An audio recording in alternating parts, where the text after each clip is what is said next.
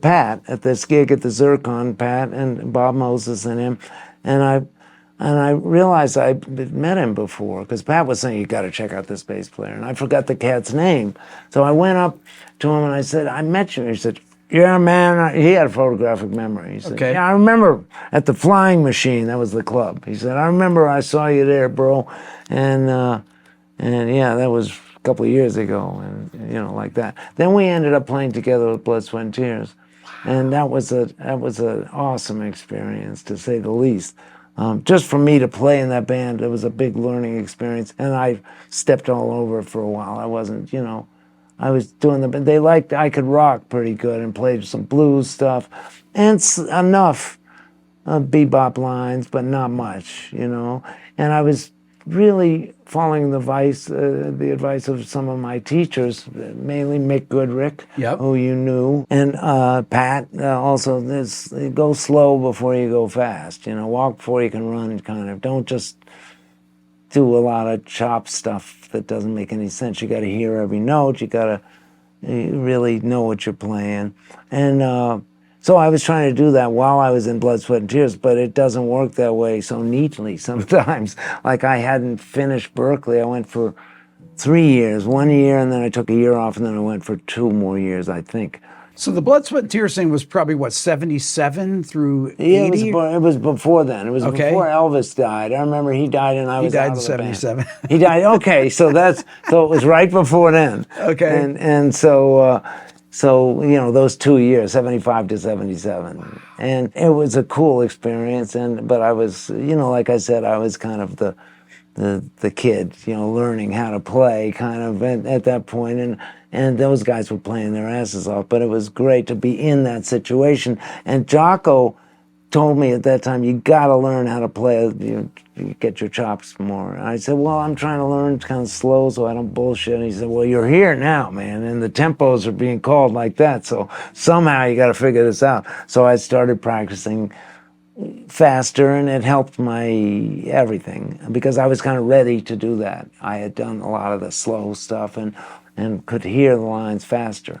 And I just needed to do more of that. So he suggested a metronome and just pushing it up every week. And that's what I did. And I played a couple of bebop tunes and try to play the changes with and tape them sometimes. I would tape when I was the chords, and then at a faster tempo, and then play along and try. Would you jam with people in the practice rooms and do stuff like that? A lot of that. I believe in that. I still do that. I have cats come over and play, or I go over to their place and play, a bass player, a guitar player.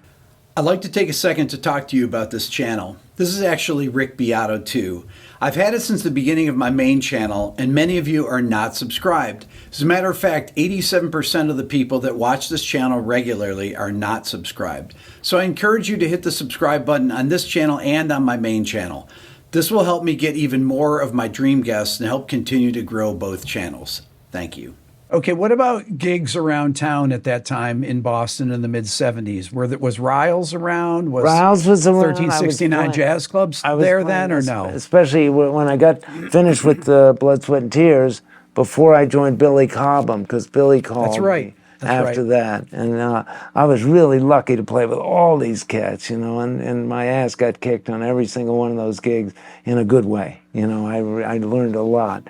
And as I still, I feel like I'm still in that position. I'm always trying to, I always will be trying to learn. Music is forever. And the more you learn, the less you know what I mean? Because there's so many more questions.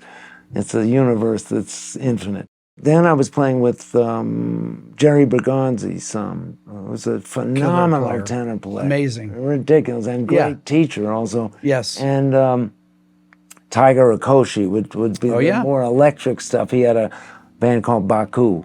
Remember it.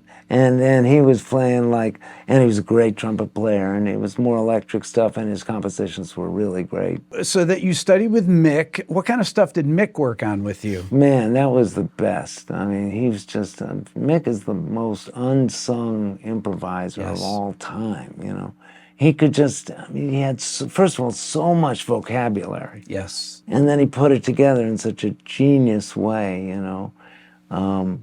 So I would, there's one record with him and Joe DiOrio.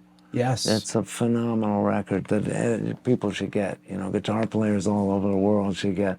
Both of those guys were killing. Yes. And they just play forever. They play a long version of Green Dolphin Street, and then they realize they're not done yet, so they kind of kept playing. Now, did Joe ever come out to the East Coast and play? Would he ever play at Berkeley or anything I back played then? with Joe a little bit just on a clinic at the school out there. The GIT or whatever. GIT, that's right.